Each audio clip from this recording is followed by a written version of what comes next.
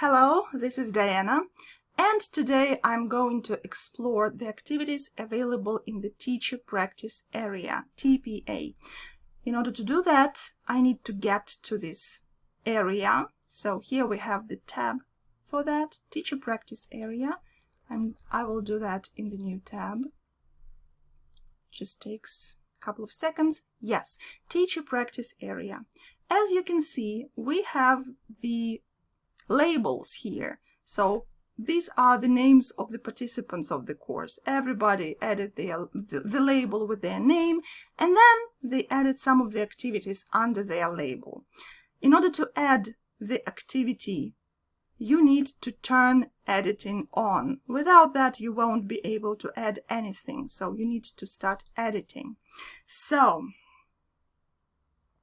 yeah, takes a second. Yeah, now you're able to add the activities. I'm going to move to the bottom of the page. Ooh, something yummy here.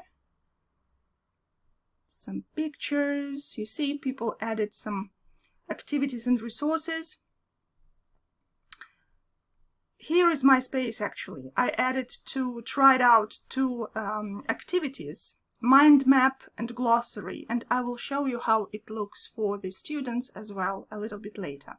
So okay, some pictures, more activities. Wow, people are working hard. Yeah, here we go. Add an activity or resource. When you click on add an activity, you have the list of activities. It is listed in the alphabetical order, so if you know what you want, it's very easy to find. But look at that. Look how many activities do we have here.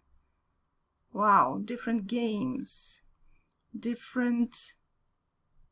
wow, a lot of them.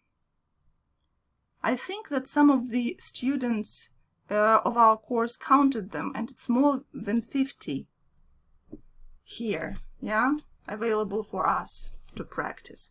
In order to, if you don't know what this activity means, what you can do, you can just click on the activity, and there is the description which gives you the general information about what you can do, how you can use it, what features does it have. But you know, for me it is better to add it, to look at it, to see how it works, to see what features are available for me, and then to decide, you know, which tasks to give, I should give to the students in order for this activity to work in the best possible way.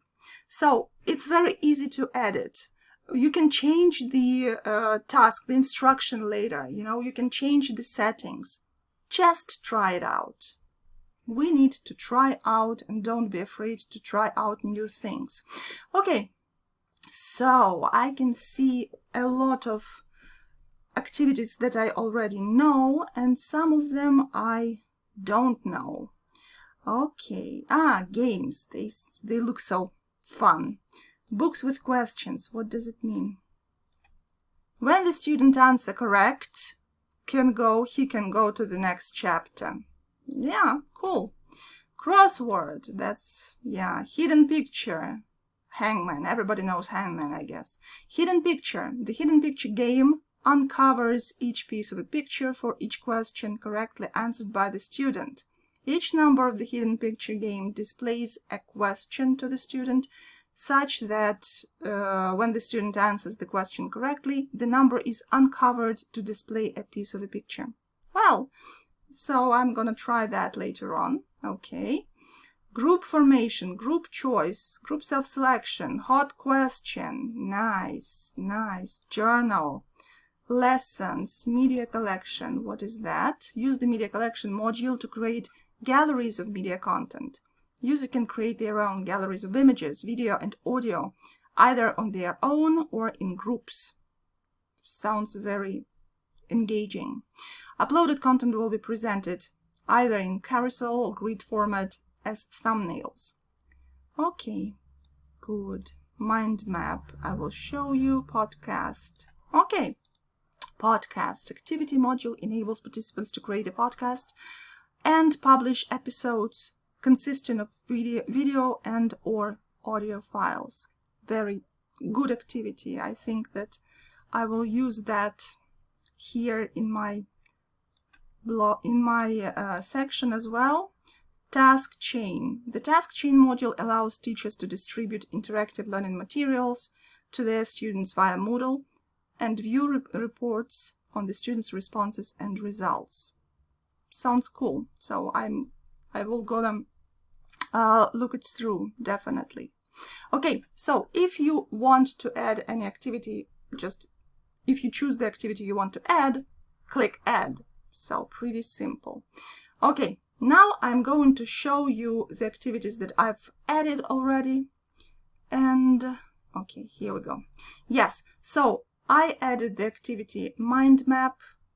So when I click on edit settings, I can see all the things that I put here, all the settings for this activity. So you need to put the name of the activity, description, and actually you can allow students to edit this mind map, enable locking. Okay, so I put, let's collect the words we associate with the topic restaurants, common module settings, show on course page.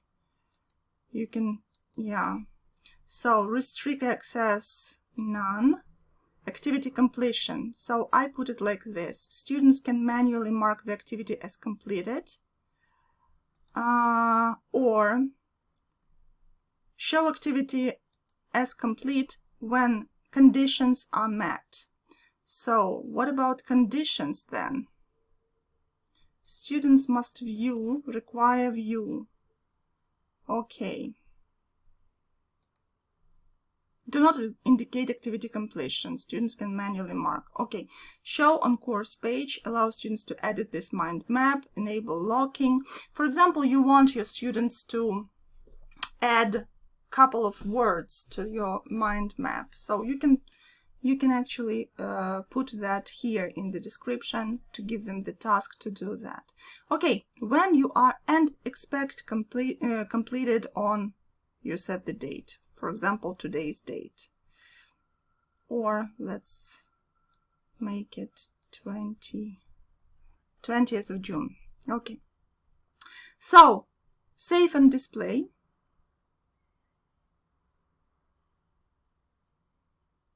Takes a moment.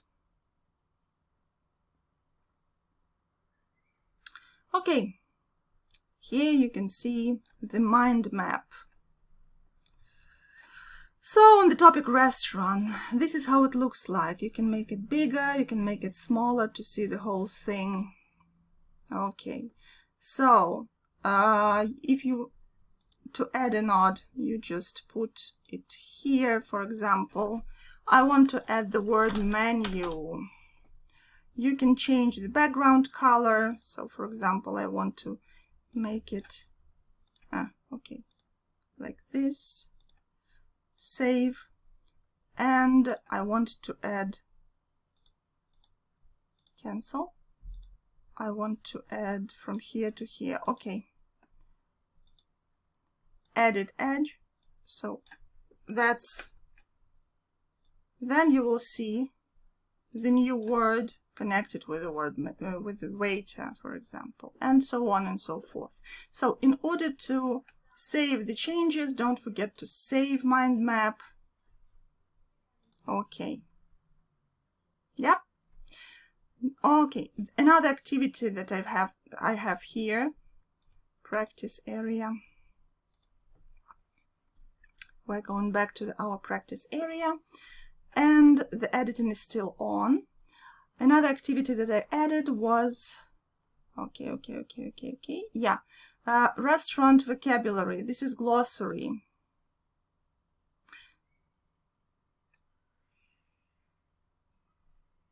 I wanted to I need to come back and edit settings. Yeah, so the name, restaurant vocabulary, description, Okay, to complete this task, each student should add at least 3 words and their definitions. You can add more. You can also add example sentences into your entries. And I added, in the description, I added the picture. So you need to click on the button, add a new entry, in order to add it. So entries, approved by default, always allow editing. No. Duplicate, maybe yes. If you want your students to be able to edit their entries, you can just put yes. So in appearances, you can see simple dictionary style, entries per page, alphabet links, yes. Show all links, yes. Grade, uncategorized. Okay. Grade to pass. Okay, this is the dictionary, so you don't need to have grades here, for example. So average of ratings, scales, activity completion. This is important one. This activity has a mark is completed for 1 participant. Okay. Students must view this activity to complete it. Students must receive a grade to complete this activity.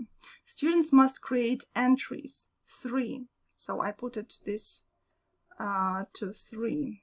Expect completed on the 1st of July, for example. Okay, so this is the settings, and if you are satisfied with the settings, you get back, you save your settings and display. So here how the glossary looks. So there are a couple of words that the student added. So each participant of your course should add at least 3 entries here in the glossary, and by the end of the by the end of the course you will have the whole dictionary on the topic restaurant. Okay, so as you see, there are a lot of opportunities, a lot of activities, a lot of things that we can do with the students, which we can the things which can help them to learn in a very engaging way. So I hope that it was helpful. Thanks for watching. See you soon.